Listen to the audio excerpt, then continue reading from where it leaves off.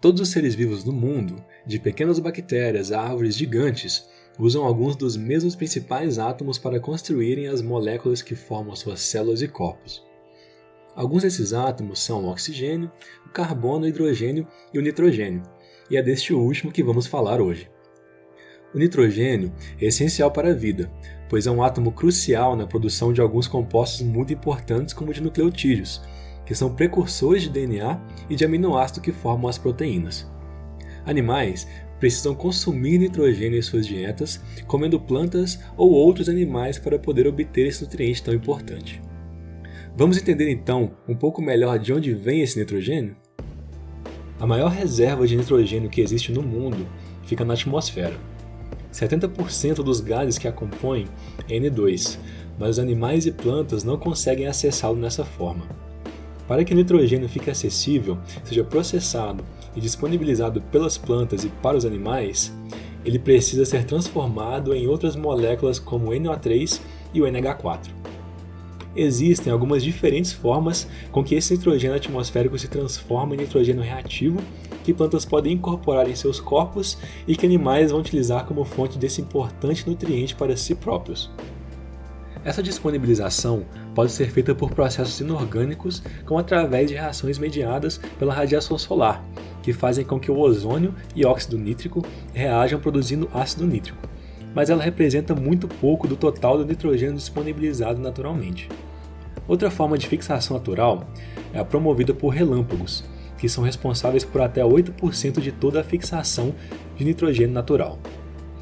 Essa transformação para a forma reativa do nitrogênio também pode ser feita em laboratório com a reação de Haber-Bosch, que depende de alta temperatura, a mais de 200 graus Celsius, e pressão, com mais de 200 atmosferas, para a formação de amônia, NH3, e hoje é o processo utilizado na produção da maior parte dos fertilizantes sintéticos.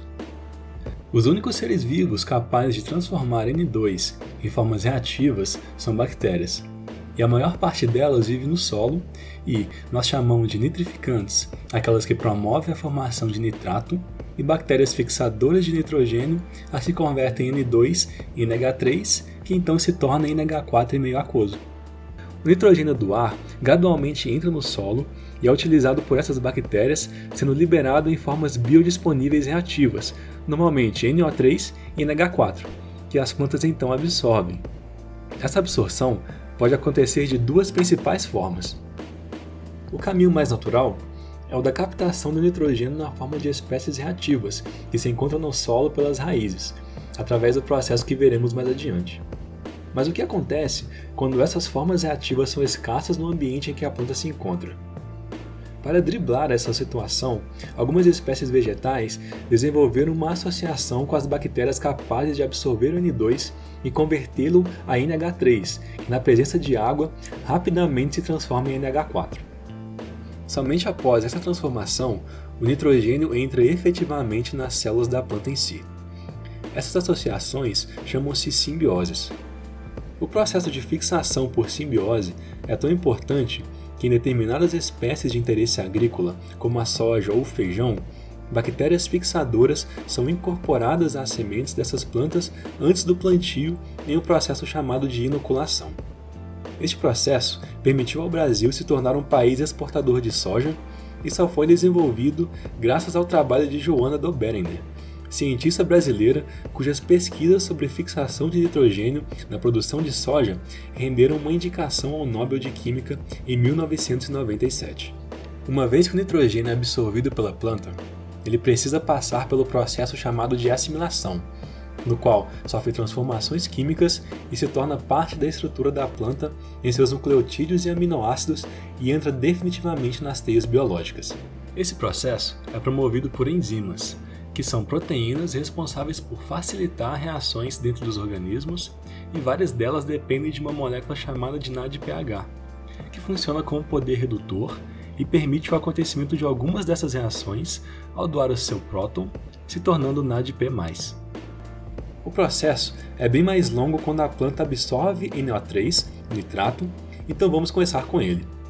Depois de absorvido, o NO3 precisa ser convertido em nitrito, NO2, em um processo auxiliado pela enzima nitrato redutase, que, como seu nome sugere, usa NADPH como poder redutor para reduzir NO3 a NO2.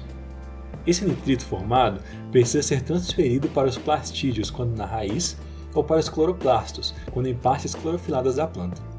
Essa transferência de NO2 acontece porque esse composto é tóxico quando guardado no citoplasma das células. Uma vez nessas organelas, o NO2 é reduzido uma segunda vez, agora pela enzima nitrito redutase, que também usa poder redutor, sendo transformado em amônio, o NH4. Daqui em diante, tanto o amônio produzido na planta a partir de nitrato, quanto o já absorvido, passa pelos mesmos processos, então vamos a eles. Primeiro, a enzima glutamina sintase gasta energia na forma de ATP para ligar esse NH4 a uma molécula de glutamato formando glutamina. Segundo, a enzima glutamato sintase usa poder redutor para transferir o nitrogênio da glutamina para uma molécula de 2-oxoglutarato. Essa reação resulta em 2 moléculas de glutamato. Terceiro, a enzima aspartato aminotransferase transfere o grupamento amina dos 2 glutamatos para uma molécula de oxaloacetato, regenerando 2-oxoglutarato e produzindo uma molécula de aspartato.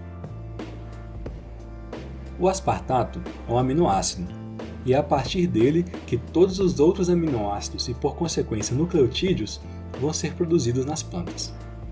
Outro fator importante nesse âmbito é a outra alça. Já sabemos como o nitrogênio sai da atmosfera e é incorporado, mas é preciso entender como ele volta para lá para reestabelecer essas reservas, mantendo o equilíbrio desse elemento tanto incorporado nos seres vivos quanto na sua forma livre não reativa. Um processo importante para manter esse equilíbrio é a morte. A partir do momento que os animais e plantas morrem, começa um processo de decomposição que irá devolver para o ecossistema a energia que estava embutida nesse ser vivo através da degradação de órgãos, tecidos, células e, mais importante para o assunto de hoje, as proteínas. Essas são degradadas e retornam amônia de volta para o solo, e lá, bactérias desnitrificantes utilizam o nitrito ou nitrato como um aceptor final de elétrons em uma cadeia de reações que, em última instância, gera água e nitrogênio molecular. Mais especificamente, o nitrogênio é reduzido a nitrito por uma redutase, que em seguida é reduzido a óxido nítrico, óxido nitroso e finalmente se torna nitrogênio. Nesse processo, existem alguns fatores importantes para se levar em consideração. 1. A presença de energia no solo para ocorrer a desnitrificação. Ela está presente em maior parte na forma de matéria orgânica para ser decompostas, como folhas mortas, raiz em decomposição e etc. 2. O ambiente local anóxico. Como vimos, esse é um critério essencial para a fixação e algumas coisas influenciam nele, como por exemplo a chuva, irrigação, textura do solo e respiração microbiana. De forma geral, temos um ambiente anóxico quando o suprimento de oxigênio é menor do que o consumo.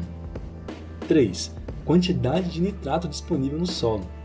Esse composto pode ser introduzido através de fertilizantes, feitos a partir da já citada reação de Haber-Bosch, ou pelos processos biológicos citados anteriormente. 4.